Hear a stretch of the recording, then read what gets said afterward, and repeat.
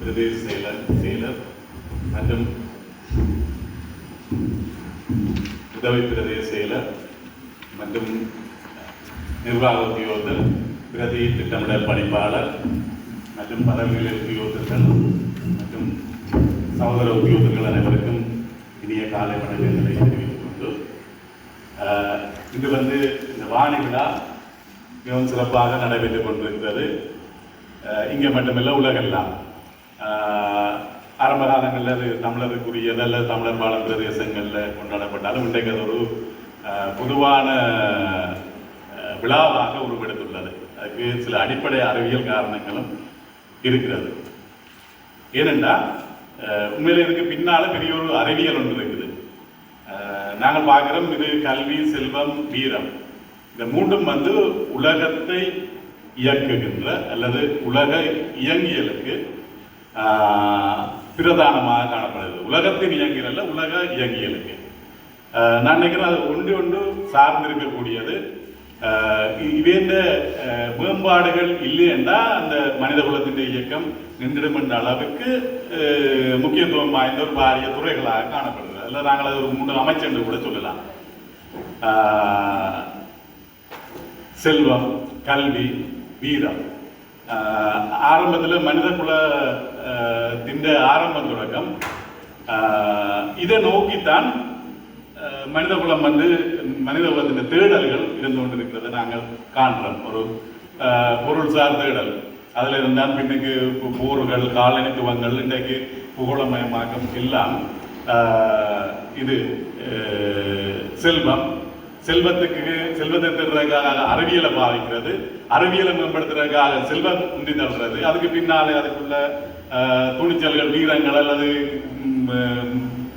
இதுகளை பாவிக்கிறது எல்லாம் ஒன்றோடு ஒன்று பின்னி பிணைஞ்சதாக தான் இருக்குது.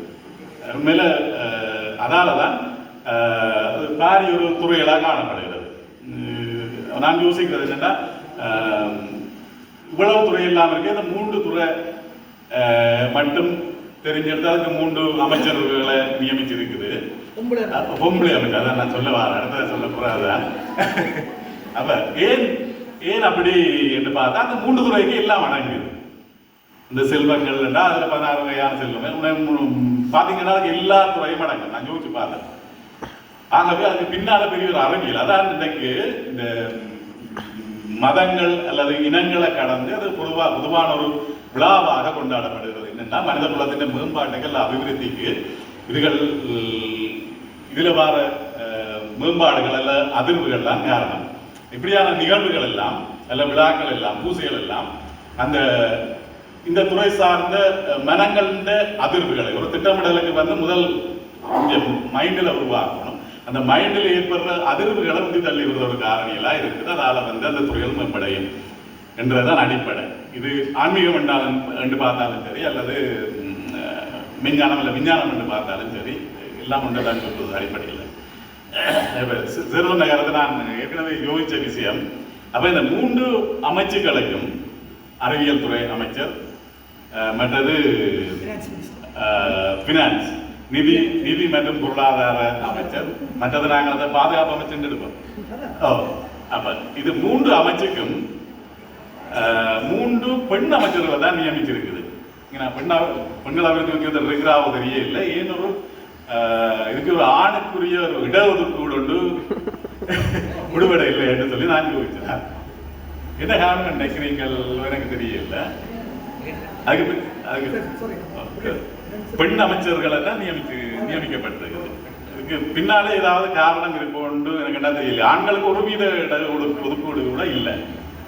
ஒரு பெரிய துறை, உலகத்தை இயக்குகின்ற பாரிய துறைகளுக்கு பெண்களை மட்டும்தான் நியமிக்கிறோம். இதை நாங்கள் ஒரு பால்நிலை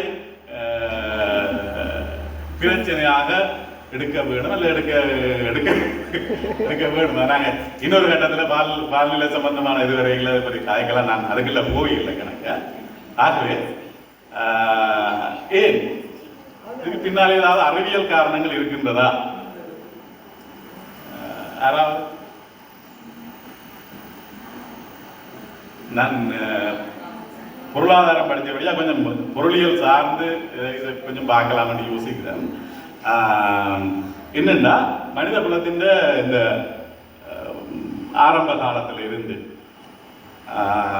பார்த்தோம் என்று சொன்னால் எந்த ஒரு உயிரியும் தாயை தொடர்ந்து செல்றது தான் பழமை. நாங்கள் சாதாரண கோழி குஞ்சு அல்லது மாட்டை எடுத்து பார்த்தாலும் ஒரு கோழி குஞ்சு கோழி தண்டை குஞ்சுகளை காப்பாற்றுறதுக்கு தான் ஓடுது. அதுக்கு இடபத்தி கொடுக்கறதுல இருந்து எதிரியல்ல இருந்ததுல காப்பாத்துறதுக்கு இதுதான் ஓடுது. அங்க ஆண் சேவல் வரை இல்லை காப்பாத்துறது எதிரிகளுக்கு. அதே மாதிரி மாடு தன்னை கண்டை காப்பாத்தீங்களே அங்க கணவன் மாடு வரை இல்லை காப்பாத்துறதுக்கு. அப்ப இயற்கை அதுதான். எது தாயை தொடர்ந்து செல்றதுதான் வளமை. அதான் மனித குலம் ஆரம்பத்தில் நாங்கள் தாய்வழி சமூகம் என்று சொல்லி பார்த்திருப்போம். அந்த தாய் தான் ஒரு குடும்பத்தை தன் குடும்பத்தை வழிநடத்துற பொறுப்பை ஏற்றுக்கொண்டார். அவை அவைகளுக்கு தீனி போடுறதுல இருந்து சமூக மாணவியல் படித்தாக்களுக்கு அத்துப்படியா இருக்குன்னு நினைக்கிறேன். அதுல அதுக்கு தாயை பின்தொடர்ந்து சொல்றதுதான் வளமை. அது உலக இயற்கையில நியதி. ஆகவே அந்த தாய் அந்த பொறுப்பை எடுத்துக்கொண்டதுல எந்தவித ஆச்சரியம் அதிசயப்படுறது இல்லை. ஆனால் எங்க இது உடையுது. இன்றைக்கு நாங்கள் நிற்கிற நிலையங்க பழைய நிலையங்க தாய் வழி சமூகம் என்று சொல்லி தாய் தான் நாங்க ஒரு தன்னை குடும்பத்துக்கு உணவு தருறதுல இருந்து பாதுகாப்புல இருந்து அதனால தான் நாங்கள் அந்த வீரத்தாய் என்று சொல்லி எல்லாம் கதைக்கிறோம்.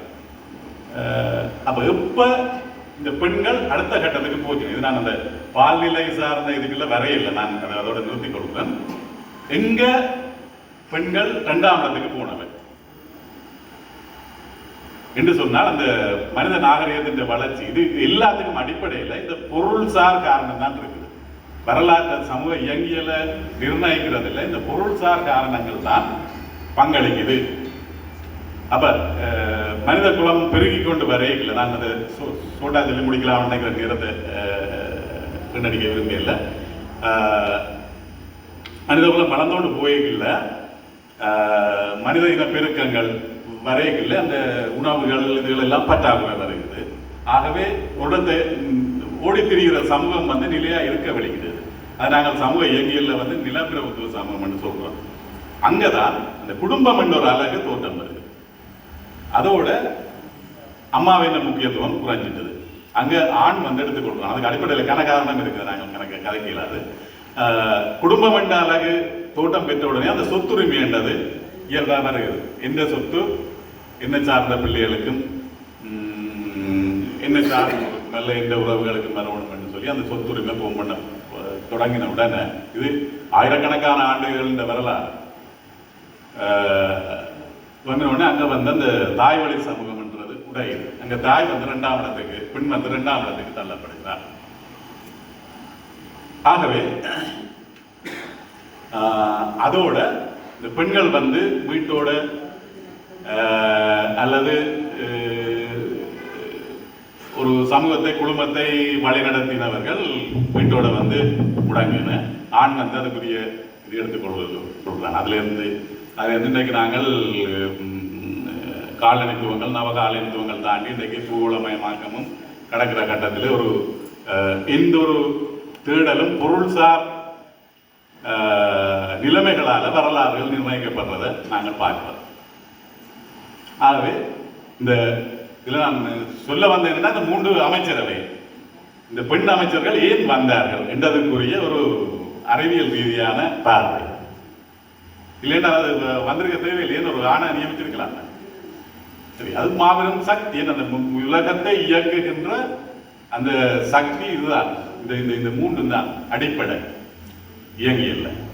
ஆகவே அந்த தாய் அல்ல பெண் அந்த பொறுப்பை எடுத்துக்கொண்டதில் எந்த வித வியக்கிறதும் இல்லை என்பது இந்த கருத்து. ஆகவே இந்த உலக இயங்கியல்ல இவ்வாறான பூசைகள் நான் அதை அதோட நிறுத்திக் கொள்றேன். நாங்கள் போனால் அது ஒரு பால்நிலை சார்ந்த விவாதத்துக்குள்ள வரும். ஆகவே நான் அதோட நிறுத்திக்கொண்டு உண்மையிலே இந்த அமைச்சர்களுக்கான பூசை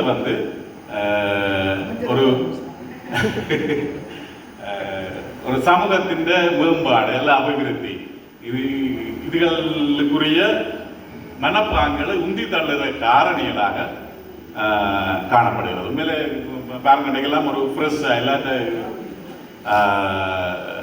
முகத்திலேயும் ஒரு பொலிவு சந்தோஷம். அப்போ இதில் இருந்து நாங்கள் எடுக்கிற ஒரு ஸ்டெப்பும் வந்து அது ஒரு ஆரோக்கியமானதாக தான் இருக்கும்.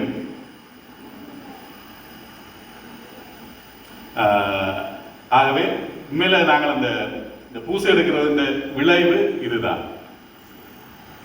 ஒரு ஒரு மனித குலத்தின் மேம்பாடு எங்க பார்த்தாலும் இன்றைக்கு வரைக்கும் அந்த செல்வத்தை தேடி அலைகிற ஒரு போக்கு தான் இருக்குது. இந்த அறிவியல் வந்து அதை தேடுறக்கூடிய உந்து சக்தியாக தொழிற்படுது. ஒரு கண்டுபிடிப்புகள், உதாரணமாக அறிவியல் ரீதியான கண்டுபிடிப்புகள் எல்லாம் ஒன்றில் முதலாவது இராணுவத்துக்கு அல்லது இதுக்கு தான் அது பரிசோதிக்கப்படுறது, அல்லது செல்வத்தை தோன்ற இன்றைக்கு உலகத்திலே எங்கெங்க புதையல் கிடக்க, இந்த கண்டத்தில் புதையல் கூட கிடக்குன்னு சொல்லியெல்லாம் கண்டுபிடிக்கிறாங்க. இங்கே இந்த கனிய வளம் இருக்கு, அங்கே அந்த கனிய வளம் இருக்குது.